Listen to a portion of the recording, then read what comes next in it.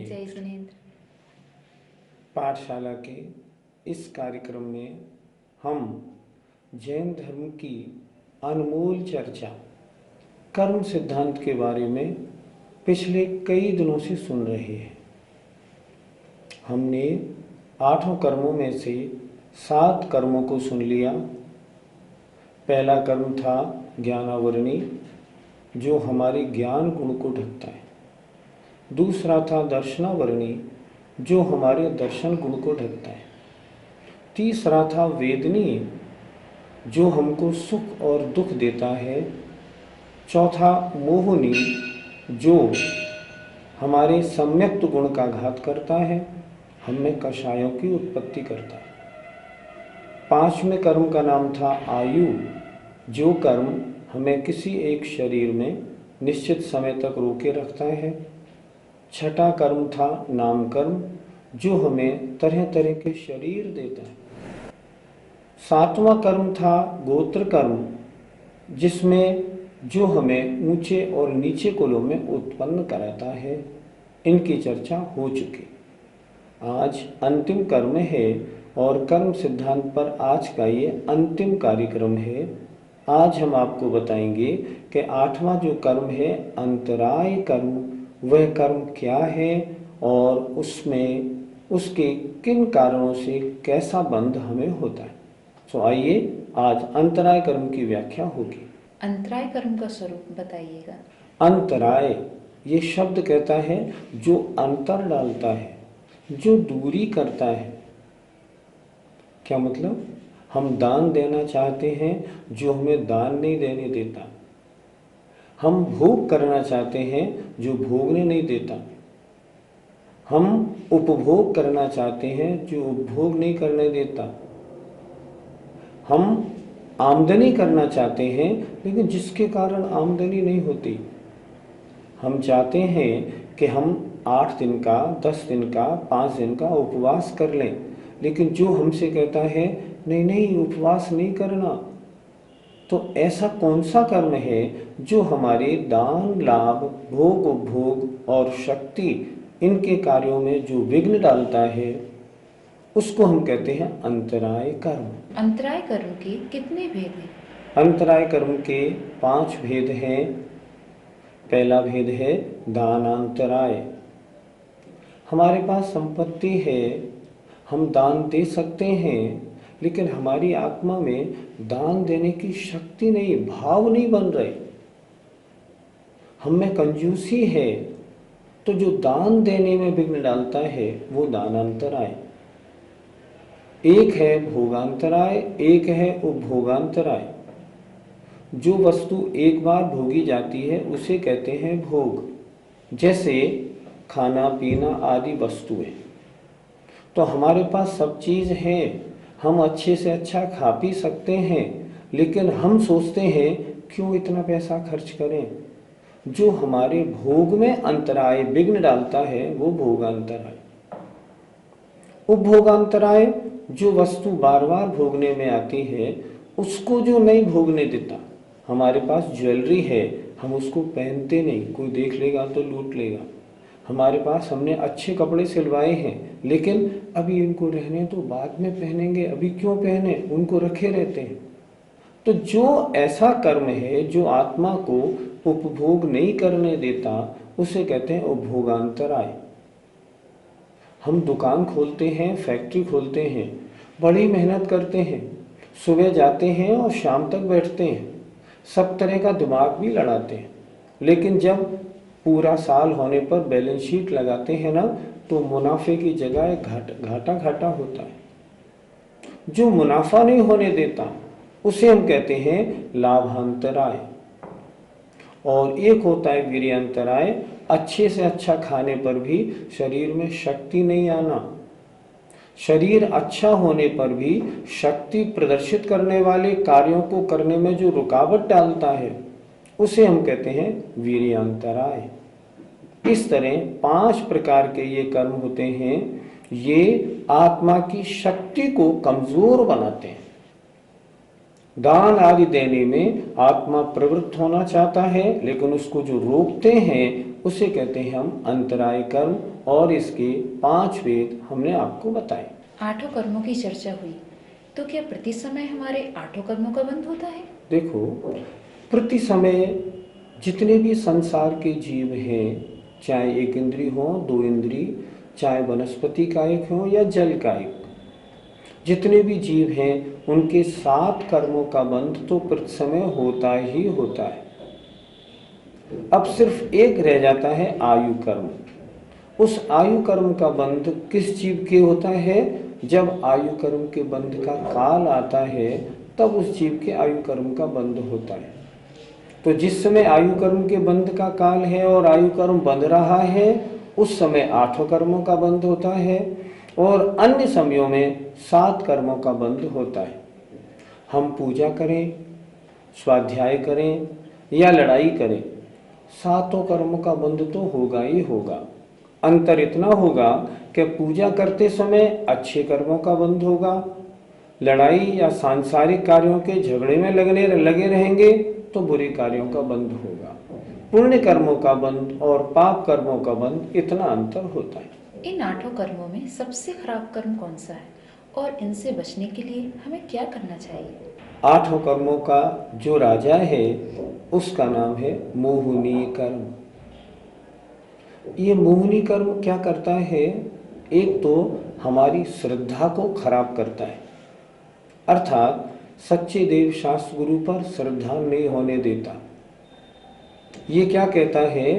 देवी देवताओं की पूजा करो, ग्रहों की पूजा करो, जो अन्य शास्त्र नहीं है उनको मानो, जो सच्चे साधु नहीं है उनकी मान्यता करो। ये मोहिनी कर्म कहता है। मोहिनी कर्म कहता है कषाय करने में बुराई नहीं है। तो सबसे खराब कर्म है मोहिनी कर्म। आपने क्या प्रश्न किया था? इससे बचने का उपाय क्या है? तो सुनिए, सबसे पहले हम धर्म का स्वाध्याय करें। धर्म का स्वाध्याय करके हम ये जानें कि वास्तव में सच्चे भगवान कौन हैं, सच्चे शास्त्र कौन से हैं और सच्चे साधु कौन से हैं। फिर उनकी हम श्रद्धा बनाएं, अन्य की श्रद्धा को छोड़ें। जो सच्चे देव शास्त्र गुरु हैं उनको हम अपने आराध्य बनाएं, और आज तक हमने इनके अलावा जिन अन्य देव शास्त्र गुरु को माना है उन सबको हम अपने से दूर कर दें। पहली बात। दूसरी बात, जब आप ऐसा करेंगे और शास्त्रों को पढ़ेंगे तो आपको शरीर और आत्मा का भेद मालूम पड़ेगा। शरीर मुझे कर्म उदय से मिला है, ये मेरा स्वरूप नहीं, मैं तो जानने देखने वाला आत्मा हूँ। ये श्रद्धा, इसे हम कहते हैं भेद विज्ञान। भेद विज्ञान करें, शास्त्रों में 7 तत्व और 9 पदार्थों का ज्ञान करें। हम स्वाध्याय नियमित रूप से करें, हम आलसी नहीं बने। हम ये संकल्प बनाएं, हमें इस पर्याय को सफल बनाना है, हमें कर्मों से पीछा छुड़ाना है, हमें मोहिनी कर्म को दूर करना है। अगर आप ऐसा संकल्प बनाएंगे ना तो कार्य सिद्ध होगा, कोई आपत्ति नहीं। शास्त्रों का स्वाध्याय तो करिए। आपको मार्ग दिखाने वाली है जिनवाणी, और जिनवाणी को आप पढ़ेंगे नहीं तो क्या होगा? आपको मार्ग कौन दिखाएगा? इसलिए जिनवाणी पढ़ें और जिनवाणी पढ़ के अपना रास्ता बनाएं। 7 तत्व जानें, उन पर श्रद्धान बनाएं, आत्मा और शरीर का भेद विज्ञान करें और आत्म कल्याण के कार्यों में लग जाएं। अगर आपने ऐसा किया तो मोहिनी कर्म से पीछा छूट जाएगा। क्या होगा? आपकी कषाएं अपने आप मंद हो जाएंगी और आप मोक्ष के मार्ग में आगे बढ़ना प्रारंभ कर देंगे। यही कल्याण का मार्ग है। ये 8 कर्म कितने समय तक आत्मा के साथ बंधे रहते हैं?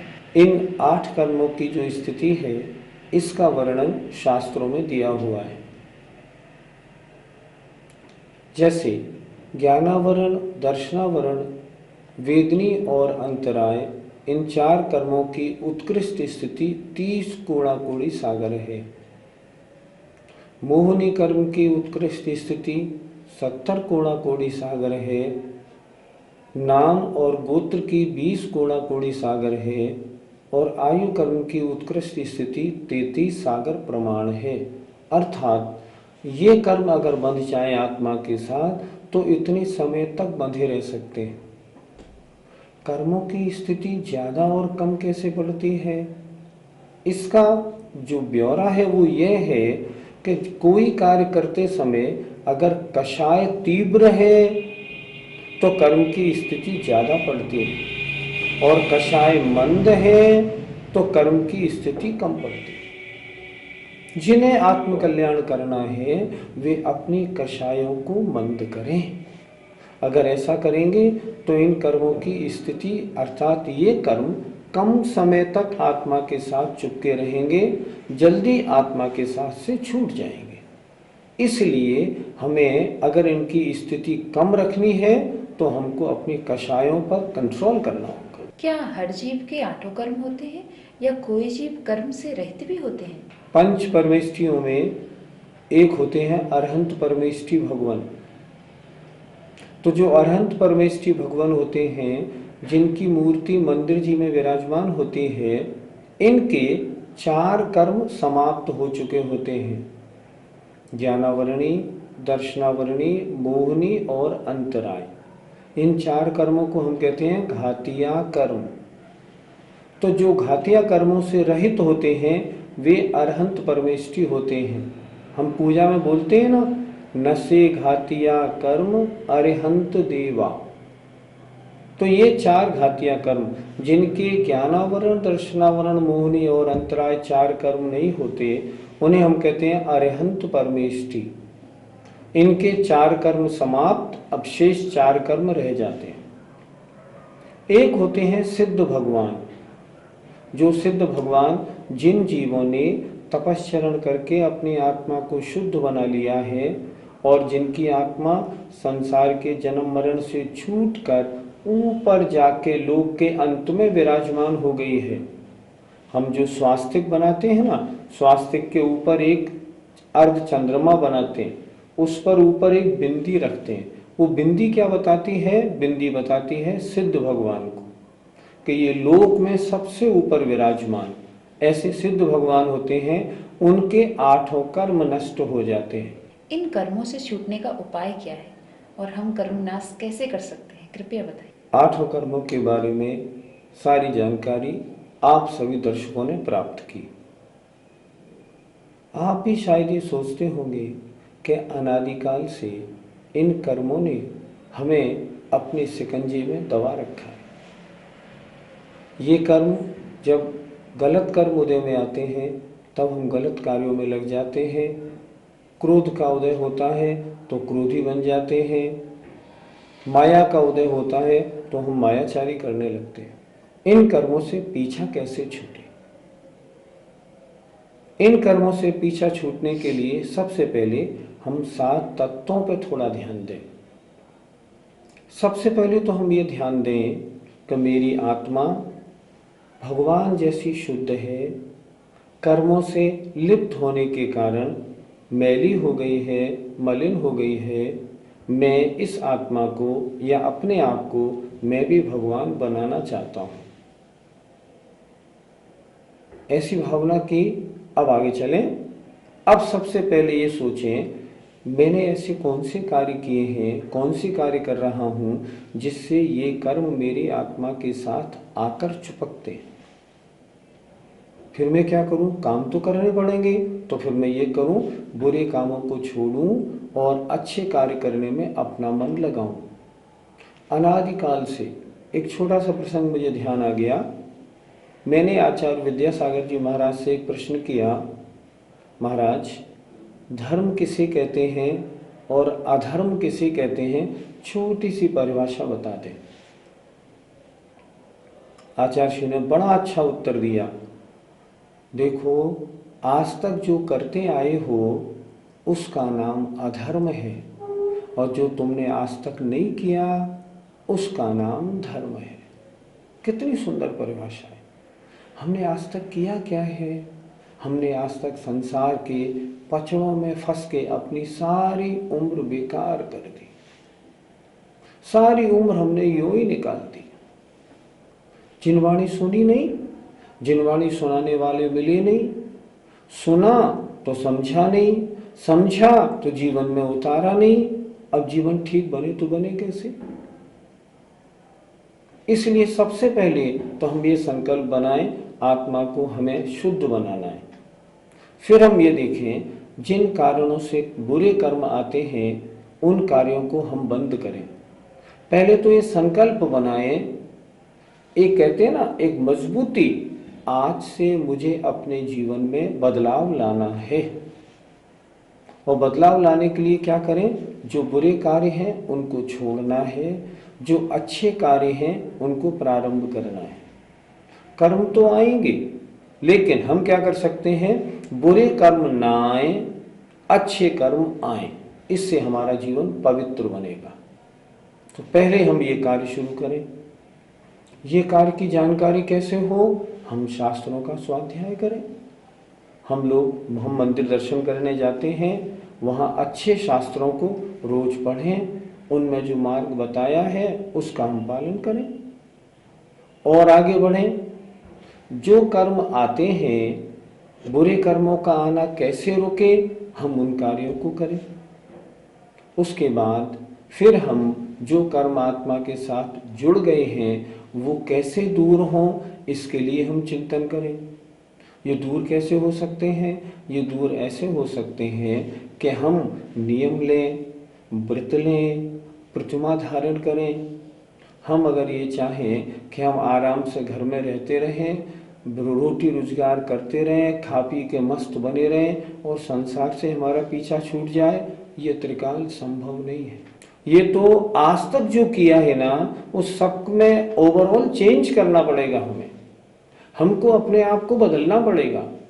हम अभी तक संसार मार्ग में थे, अब जैसे पटरी बदलती है ना रेल की, कैंची हटाई और पटरी चेंज हो गई, उस तरह आज से अब हम पटरी चेंज करेंगे। आज तक हम संसार मार्ग पे चले जा रहे थे, नहीं, अब नहीं, अब मोक्ष मार्ग पे जाना है। हम ऐसा संकल्प बनाएंगे। जब ऐसा संकल्प बनाएंगे तब हमें चेंज आएगा। फिर हम क्या करें? व्रतों को, प्रतिमाओं को, नियमों को धारण करें, अपने जीवन को पवित्र बनाएं। और जीवन पवित्र बनता है व्रत और नियमों के द्वारा। हम क्या करें? हम एक डायरी बनाएं अपनी, और उस डायरी में हम अपने सारे नियम लिखें। नियम कैसे लिखे जाते हैं? मैं सच्चे देव शास्त्र गुरु के अलावा आज से अन्य देव शास्त्र गुरु का त्याग करता हूं। सबसे पहला नियम। दूसरा नियम, मैं देव दर्शन या पूजन रोज करूंगा, रात्रि भोजन नहीं करूंगा, पानी छान कर पीऊंगा। फिर क्या करें? मैं सप्त व्यसन का त्याग करता हूं। मैं अष्टमूल गुण, मध्य मांस, मधु और 5 उदंबर फलों का त्याग करता हूं। इतना नियम बनाएं। फिर नियम बनाएं, मैं शास्त्र की स्वाध्याय रोज करूंगा। मंदिर में एक ग्रंथ ले लें और उसका नियम से स्वाध्याय करें। अपवित्र जीवन अनंत काल पुराना है, न मालूम कितने अनंत काल से हम भटक रहे हैं। अब अगर हमें अपने को शुद्ध बनाना है ना, तो काम तो करना पड़ेगा। और वो काम है जिनवाणी पढ़ें और जिनवाणी पढ़ के अपने मार्ग का निर्णय बनाएं। पहला सूत्र दिया है तत्वार सूत्र में, सम्यक दर्शन ज्ञान चारित्राणि मोक्ष मार्ग। अर्थात सम्यक दर्शन, सम्यक ज्ञान और सम्यक चारित्र, ये तीनों जहां हैं वह मोक्ष का मार्ग है। हम चाहते तो हैं संसार से हटकर मोक्ष मार्ग प्राप्त करना, लेकिन हम तीनों की एकता में तो लगे। सम्यक दर्शन और सम्यक ज्ञान प्राप्त करने के लिए जिनवाणी का स्वाध्याय करें, जो पढ़ें उसका मनन करें, चिंतन करें। चिंतन करके उसको स्वीकार करें और चारित्र धारण करने के लिए प्रतिमाओं को धारण करें और आगे मुनिपद धारण करें। अगर मुनिपद धारण कर लिया फिर तो क्या कहना, सारा जीवन सफल हो गया। और इसके बाद में नित्य एक भावना जरूर भाएं, वो ये भावना भाएं कि हे भगवान, जब मेरा अंत काल आए ना तो मेरी समाधि जरूर हो। अगर अंत समय एक भाव में समाधि कर ली तो समझिए आपका संसार लगभग समाप्त है और मोक्ष मार्ग में आप लग गए हैं। लेकिन समाधि भी कब हो सकती है? जबकि पहले शास्त्र का स्वाध्याय तो हमें हो। हम शास्त्र स्वाध्याय नहीं करेंगे तो समाधि नहीं होगी। जीवन में हमें सन्मार्ग बताने वाली अगर कोई है तो जिनवाणी है। जिनवाणी का स्वाध्याय स्वयं करें और अन्य को भी करने के लिए बोलें, अपने परिवार में भी कराएं।